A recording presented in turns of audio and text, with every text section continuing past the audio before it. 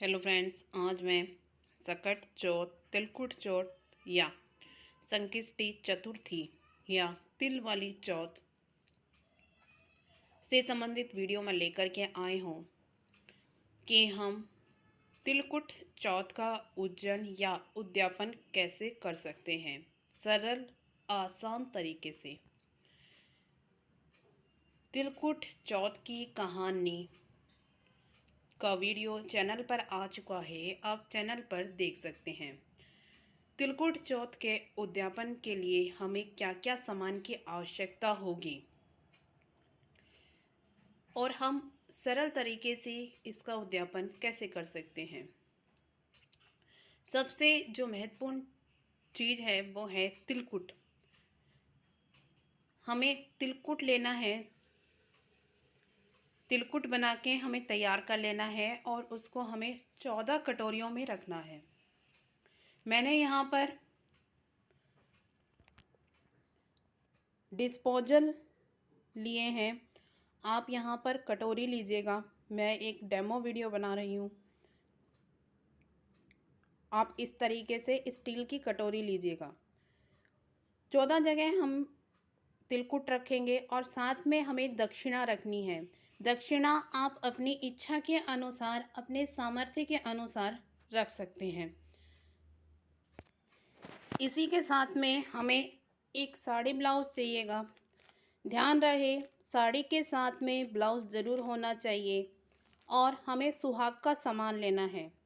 सुहाग का सामान आप अपनी इच्छा के अनुसार ले सकते हैं। कम से कम हमें 2 वस्तुएं ज़रूर लेनी है। बाकी आपकी इच्छा है, आप 7, 9, 11, 16 कितने भी ले सकते हैं। अगर आपकी इच्छा है और आपका सामर्थ्य है तो आप चांदी के इस तरीके से बिछिए या सोने की नोजपिन भी आप ले सकते हैं। यह आपकी इच्छा पर निर्भर है। इसी के साथ ही हमें यहाँ पर एक पैंट शर्ट का जोड़ा लेना है और इसके साथ हमें दक्षिणा लेनी है और साड़ी के साथ भी हमें दक्षिणा ज़रूर लेनी है। मैंने यहाँ पर एक कटोरी तिलकुट रखा है और दक्षिणा रखी है। ये उस 14 में ही है। एक मैंने अलग रखा है, ये हम मिनस के अपनी सासू माँ को देंगे और बाकी आपको बड़े रिश्ते में आप किसी को भी दे सकते हैं।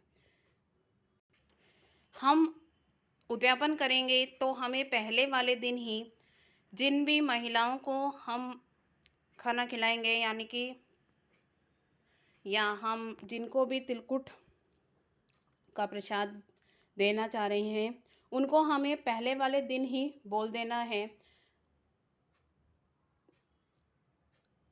और या अगर महिलाएं आपके यहाँ पर नहीं आ रही हैं खाना खाने के लिए, तो आप ये सभी सामान कहानी सुनेंगे तो आपको पूजा में रखना है।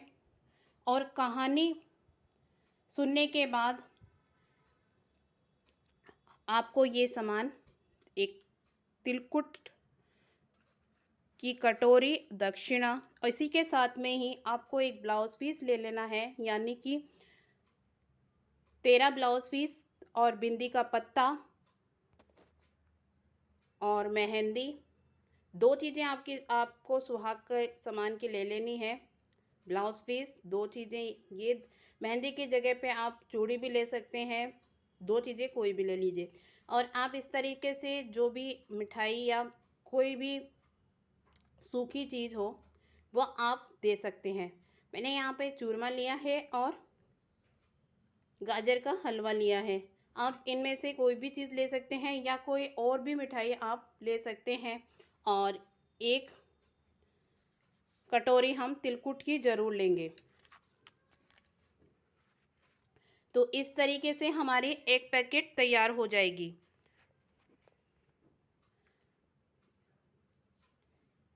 इस तरीके से हम 13 पैकेट तैयार कर लेंगे।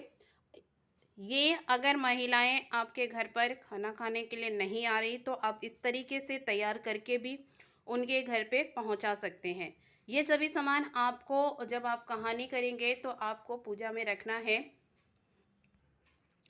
और कहानी सुनने के बाद में आपको ये सारा सामान मिनसना है, हाथ फेरना है। आपने चुनरी, पीला या शादी वाली चुन्नी कुछ भी आपने ओढ़ रखा है, उसके पल्ले को हाथ में लेकर के आपको ये सभी सामान मिनसना है। उसके बाद आपको ये जो आपने साड़ी और सुहाग का सामान रखा है और एक कटोरी तिलकुट और दक्षिणा, ये सभी सामान, साथ ही में पैंट शर्ट, जो ये सभी सामान आपको अपनी सासू माँ, ससुर जी को देना है। आप ननद, नंदोई, जेठ, जिठानी, बड़े रिश्ते में आप किसी को भी दे सकते हैं, या आप ब्राह्मण, ब्राह्मणी को दे सकते हैं, मंदिर में दे सकते हैं। यह आपकी इच्छा पर निर्भर करेगा, आप किसको देना चाहते हैं। दे करके आपको उनके पैर छूने हैं और आशीर्वाद देना है। और ये जो बाकी के आपके 13 कटोरियाँ तिलकुट की हैं, आपको इस तरीके से पैकेट बना लेना है। इस तरीके से पैकेट बना लेना है और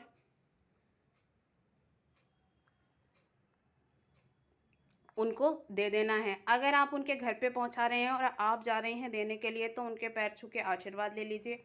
अगर वह खाना खाने के लिए आ रहे हैं तो आप उनको दे करके आशीर्वाद ले लीजिए। तो इस तरीके से हम सकट चौथ का उद्यापन कर सकते हैं। उद्यापन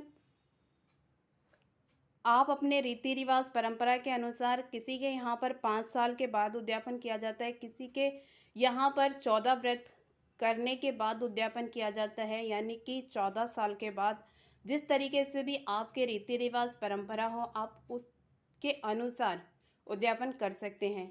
मैंने आपको यहाँ पर सकट चौथ का उद्यापन या उज्जैन में क्या क्या सामान की ज़रूरत होगी और हम सरल तरीके से, आसान विधि से सकट चौथ का उद्यापन कैसे कर सकते हैं, मैंने बताया है। आपको वीडियो पसंद आए तो वीडियो को लाइक ज़रूर करिएगा। इसी तरह की महत्वपूर्ण वीडियो के लिए हमारे चैनल को सब्सक्राइब भी ज़रूर करिएगा।